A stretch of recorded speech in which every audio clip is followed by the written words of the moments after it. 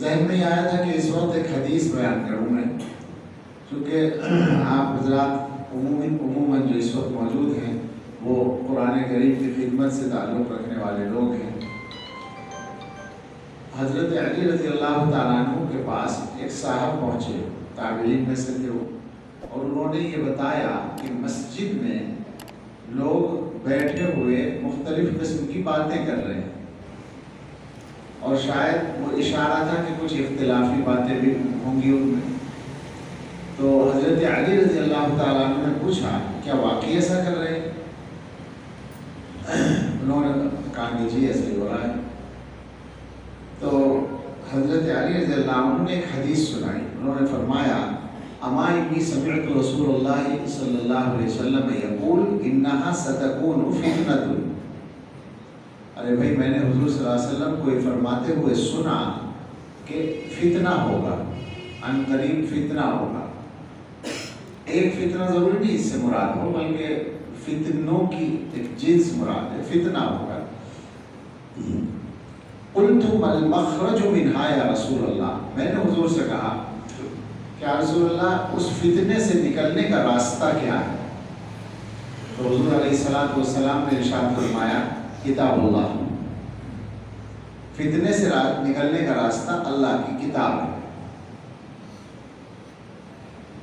آگے حضرت علی نے اس کتاب اللہ کے بارے میں کچھ اور چیزیں فرمائی ہیں۔ بعض محدثین کہتے ہیں کہ وہ حضور کا ارشاد ہے، اور بعض کہتے ہیں حضرت علی کا ارشاد ہے، لیکن وہ مضمون ایسا ہے کہ وہ حضور علیہ السلام سے ہی سنا ہوا ہونا چاہیے بظاہر۔ یہاں تھوڑا سا رک کر یہ کہنا ہے کہ فتنہ جو کہا ہے، ہر دور میں فتنے ہیں، ہمارے زمانے میں بھی ہیں۔ جو فتنہ حقیقت میں ہوتا ہے، فتنے کے اصل معنی ہے آزمائش کے، کسی چیز کو تپانے کے بھی معنی آتے ہیں، اور وہ بھی آزمائش کے لیے ہوتا ہے، تپایا جائے تاکہ کھڑا کھوٹا پتہ چل جائے۔ تو آزمائش کا مفہوم مراد ہے، یعنی ایسے حالات آئیں گے کہ آزمایا جائے گا، مصیبتیں آئیں گی، بلائیں آئیں گی، وہ تو اپنی جگہ ہے، مگر سب جو وہ تمام چیزیں، وہ تمام واقعات، وہ تمام حالات جو آزمائش کے درجے سے تعلق رکھتے ہیں وہ سب فتنہ کہلائیں گے۔ ہمارے زمانے میں وہ فتنے بالکل کھل کر سامنے آئے ہوئے ہیں، اور ہمیں ان سے واسطہ پڑ رہا ہے۔ ہم یہ سمجھتے ہیں کہ جو سب سے بڑا فتنہ ہے، فتنہ تو ہر وہ بات ہے جو شریعت کے راستے میں رکاوٹ بنے، جو شریعت پر عمل کرنے سے روکے، وہ ہر بات فتنہ ہے۔ لیکن سب سے بنیادی فتنہ، جو بڑا فتنہ ہے، وہ ہے ایمان کے لیے خطرے جو اس زمانے میں پائے جاتے ہیں۔ ایمان کے لیے جو خطرات ہیں ان کے بھی میدان بہت مختلف ہیں، طرح طرح سے ہیں۔ یہ بھی ہے جو آج کل ہمارے ہاں موضوع بحث بنتا ہے، دوستیوں کی وجہ سے ایمان کا خطرے میں پڑنا، لیکن یہ ایک سبب ہے، یہ سارا نہیں ہے۔ شہرت اس کی ہو جاتی ہے اس وجہ سے کہ دو خاندانوں کا بے جوڑ ملاپ ہو جاتا ہے، مذہب کے جوڑ کے بغیر ہو جاتا ہے، تو اس لیے زیادہ محسوس ہوتا ہے لوگوں کو۔ اور ظاہر ہے محسوس ہونے کی تو بات ہے، ایک آدمی کا بھی اگر ایمان جاتا ہے مسلمانوں میں سے، تو سارے مسلمانوں کو اس کی تکلیف ہونی ہی چاہیے۔ تو یہ جو صورتحال ہے کہ لڑکیوں اور لڑکوں کی دوستی ہو رہی ہے کالجوں کی وجہ سے، یا بعض جگہ یہ پتہ چلا کہ خالی کالج ہی سبب نہیں ہے، گھریلو تعلقات بھی سبب ہے۔ غیر مسلم پڑوس میں ہیں، گھریلو تعلقات ہیں، آنا جانا ہے، لڑکوں لڑکیوں کا بھی آنا جانا ہے، اس میں دوستی ہو جاتی ہے، مختلف ہوتے ہیں۔ تو یہ سارا ملا کر جو کچھ بھی ہے، یہ ایک سبب ہے ایمان کے لیے جو خطرات کھڑے ہیں ان میں سے ایک ہی۔ اس کا علاج بھی کتاب اللہ سے ہی ہوگا، اور اس کے علاوہ اور بہت سے راستے ہیں، جن میں سے سب سے زیادہ محنت جس پر ہوتی ہے وہ ہے اللہ کے دین کے بارے میں، اللہ کی کتاب کے بارے میں، اسلام کے بارے میں، حضرت محمد صلی اللہ علیہ وسلم کے بارے میں، عقیدوں کے بارے میں شک پیدا کرنا، تشکیک پیدا کرنا۔ اس پر باقاعدہ کام ہوتا ہے، مستقل ہوتا ہے، پہلے سے ہوتا ہے، اب ذرا اور منظم انداز میں ہو رہا ہے۔ رسول اللہ صلی اللہ علیہ وسلم کا ایک ارشاد آپ حضرات نے پڑھا بھی ہوگا، سنا بھی ہوگا، اور میں تو اس کو بار بار کہتا ہوں کہ ذاقت عمل ایمان من رضی باللہ ربا وبالاسلام دینا وبمحمد رسولا، وہ آدمی ایمان کا ذائقہ چکھ لے گا جو اللہ کو رب مانے، مطمئن، یعنی اللہ کو رب کی حیثیت سے پسند کرے، مطمئن ہو کر رب مانے، اور اسلام کو اپنا دین اور حضرت محمد صلی اللہ علیہ وسلم کو رسول مانے، مطمئن ہو کر پورے اعتماد و اطمینان اور رضا اور پسندیدگی کے ساتھ، اس آدمی کو ایمان کا ذائقہ مل جائے گا۔ یہ والا جو ذائقہ ہے، مطمئن ہو کر عقیدے پر کاربند رہنا، مطمئن ہو کر اللہ اور اللہ کے رسول کو ماننا، اس مطمئن ہونے کی کیفیت کو ختم کرنا، یہ ہے شک پیدا کرنے سے مراد۔ اور یہ کام ہو رہا ہے، بہت تیزی کے ساتھ ہو رہا ہے، بہت محنت کے ساتھ ہو رہا ہے، اور انٹرنیٹ اور موبائل کی وجہ سے وہ گھروں تک پہنچ رہا ہے۔ پہلے ہم لوگ کہا کرتے تھے کہ بچوں کو بری صحبت سے بچاؤ، گھر سے باہر نہ جانے دو، لیکن اب حالات یہ ہیں کہ باہر نہیں گئے تب بھی بری صحبت میں مبتلا ہو سکتے ہیں۔ باہر جا کے تو آدمی اپنے ایک دوست سے ملتا تھا، اور یہاں ایک کیا چاہے جتنے خراب اور گندے دوستوں کا بدل اس کے پاس موجود ہے، وہ دیکھ رہا ہے موبائل کی شکل میں۔ تو اس لیے یہ خطرہ اور بڑھ گیا ہے۔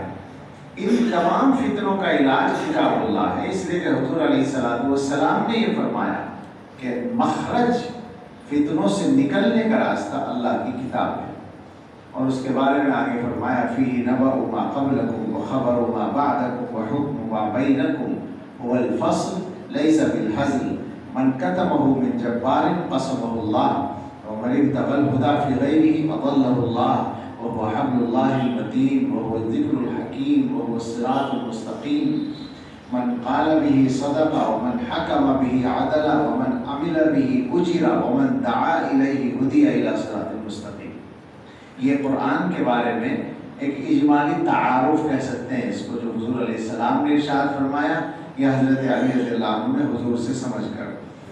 فیہ نبأ ما قبلکم، اللہ کی کتاب میں تم سے پہلے کے واقعات کی خبریں ہیں، کیا ہوا ہے، عبرت کی جتنی ضرورت کی باتیں ہیں وہ سب موجود ہیں۔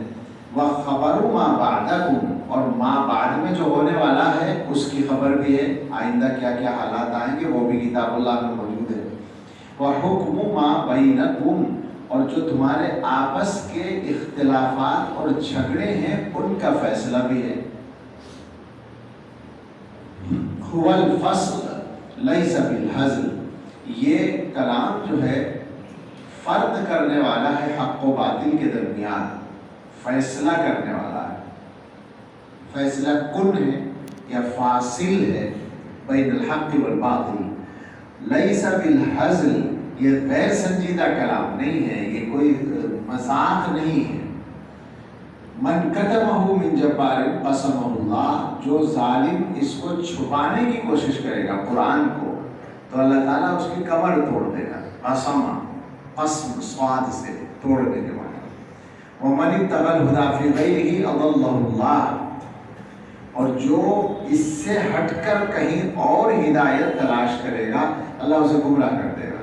قرآن سے ہٹ کر، یعنی قرآن کے خلاف اور قرآن کے راستے کے مخالف جا کر کوئی تلاش کرے ہدایت، کہیں بھی مل جائے نہیں ہوگی، نہیں ملے گی، اللہ اس کو گمراہ کر دے گا۔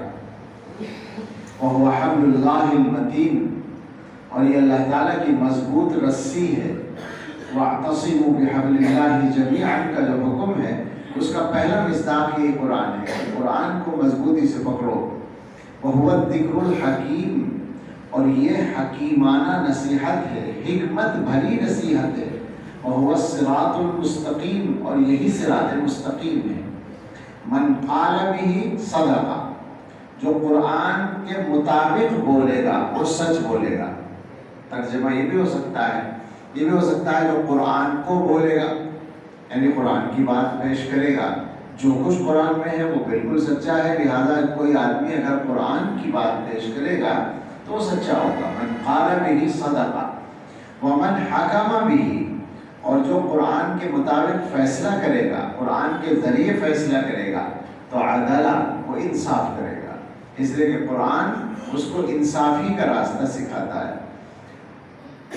وَمَنْ عَمِلَ بِهِ أُجِرَ، اور جو قرآن پر عمل کرے گا اس کو ثواب دیا جائے گا، اجر ملے گا۔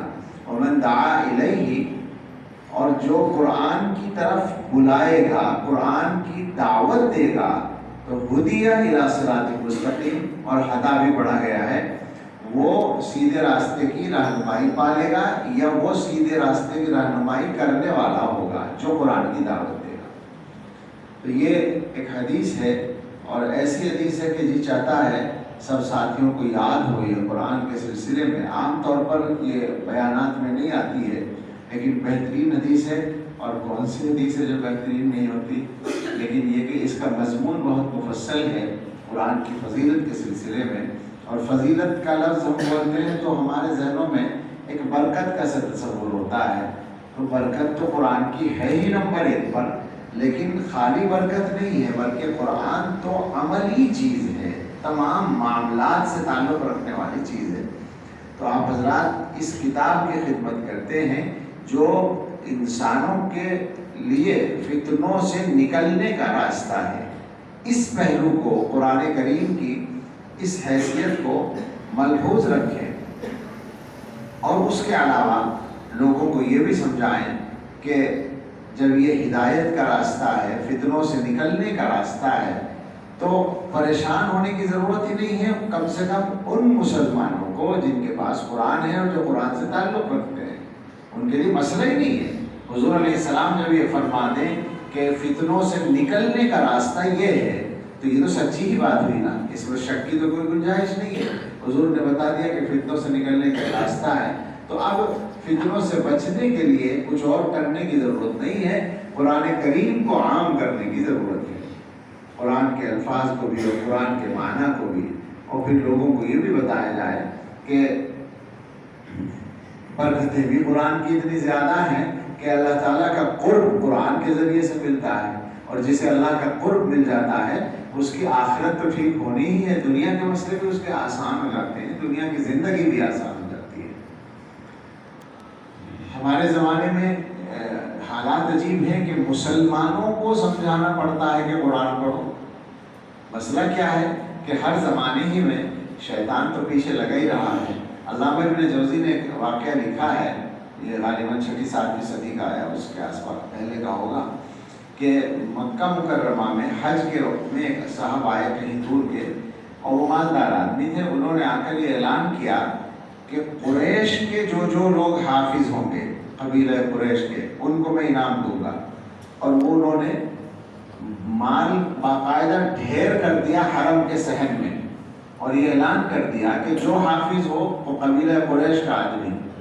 وہاں حج میں تو ساری دنیا کے لوگ پہلے سے آتے ہیں، تو وہ اگر عام اعلان کر دیتے تو دنیا کے لوگ لے جاتے۔ مقصد تھا ان کا مکے والوں کو قرآن کے حفظ کی طرف متوجہ کرنا۔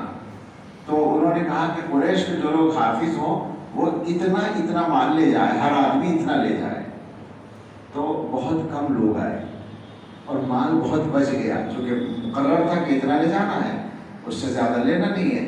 تو تھوڑے لوگ آئے، لے گئے، اور باقی مال بچ گیا۔ لیکن اگلے سال وہ پھر آئے اور پھر انہوں نے اعلان کیا، تو سارا مال تقسیم ہو گیا، اس لیے کہ اس سال بہت سارے لوگوں نے قرآن حفظ کر لیا۔ تو گویا کہ مسابقے کا پرانا طریقہ یہ نکلا، انعامات دینے کا۔ انعام دینے سے جو حوصلہ بڑھتا ہے اور تعلیم پھیلتی ہے، اس کا یہ ایک نمونہ ہے۔